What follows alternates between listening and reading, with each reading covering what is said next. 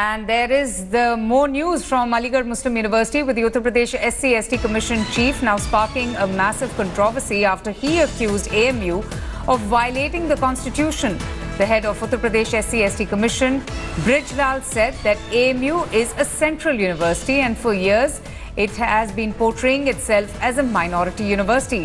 Brijlal also saying that the university has been denying quota to SC/ST, which is unconstitutional.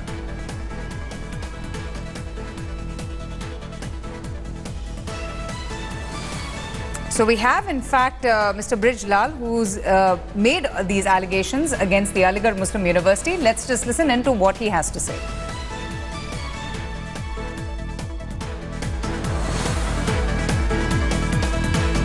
Aligarh Muslim university में आरक्षण का मामला तूल पकड़ता जा रहा है और हमारे साथ बातचीत करने के लिए मौजूद हैं उत्तर प्रदेश SC/ST आयोग के अध्यक्ष बृजलाल जी।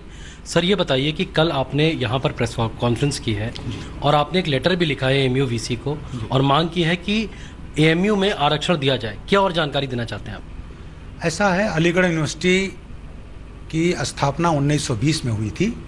उसके पहले BHU की स्थापना 1915 में हो चुकी थी। ये सेंट्रल एक्ट के तहत इसकी स्थापना हुई और इसमें बहुत लोगों को जो भ्रांति है कि केवल मुस्लिम ने बनाया, ऐसा नहीं है।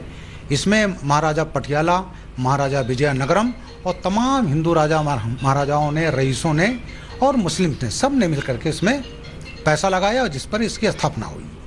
शुरू से कुछ लोग इसको ये चाहते थे कि इसको अल्पसंख्यक का दर्जा दिया जाए, लेकिन इवन कॉन्स्टिट्यूएंट असेंबली में आज़ादी के बाद मौलाना अबुल कलाम आज़ाद ने 1951 में, मोहम्मद करीम छागला साहब हमारे शिक्षा मंत्री थे देश के, उन्होंने सन 65 में, डॉक्टर नूरुल हसन, इन सब लोगों ने कहा कि नहीं, अल्पसंख्यक दर्जा नहीं दिया जा सकता। और एक विद्वान ने तो यहाँ तक कहा, डॉक्टर नूरुल हसन साहब ने, कि ये ना तो देश के हित में है और ना ही मुसलमानों के हित में है। उसके बाद सबसे महत्वपूर्ण इसमें केस हुआ 1967 में, अजीज बासा बनाम भारत सरकार। उसमें सुप्रीम कोर्ट में चीफ जस्टिस वांचू और उनके 5 जजेस की बेंच ने ये निर्धारित कर दिया कि ये अल्पसंख्यक इंस्टीट्यूट नहीं है, क्योंकि ना तो मुस्लिम्स ने इसे बनाया है और ना ही इसका परिचालन उनके द्वारा किया जा सकता है। इसका परिचालन गवर्नमेंट ऑफ इंडिया करती है, भारत सरकार करती है। उसके बाद ये लगातार 81 में कांग्रेस गवर्नमेंट ने उनको एक AMU एक्ट में थोड़ा सा उसमें परिवर्तन करके देना चाहा, पास किया, लेकिन वो असंवैधानिक घोषित कर दिया गया। 89 में पहली बार 50% AMU कोर्ट ने, उन्होंने 50% मुस्लिम का आरक्षण के लिए भेजा, जिसको वहाँ के विजिटर जो महामहिम राष्ट्रपति होते हैं उन्होंने खारिज कर दिया।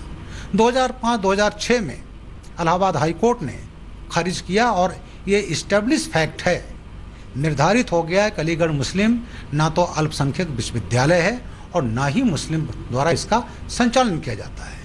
अब चूंकि ये नहीं है तो आरक्षण की व्यवस्था संविधान में अनुसूचित जाति के लिए 15%, जनजाति के लिए 7.5%, इसका प्राविधान संविधान में दिया गया है और अब तो 27% पिछड़े वर्ग का भी हो गया है।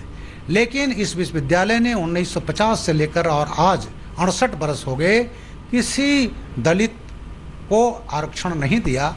अगर ये दिए होते तो वह दलित वर्ग के हजारों इंजीनियर, डॉक्टर, साइंटिस्ट और उस संस्था में जो बहुत अच्छी संस्था है।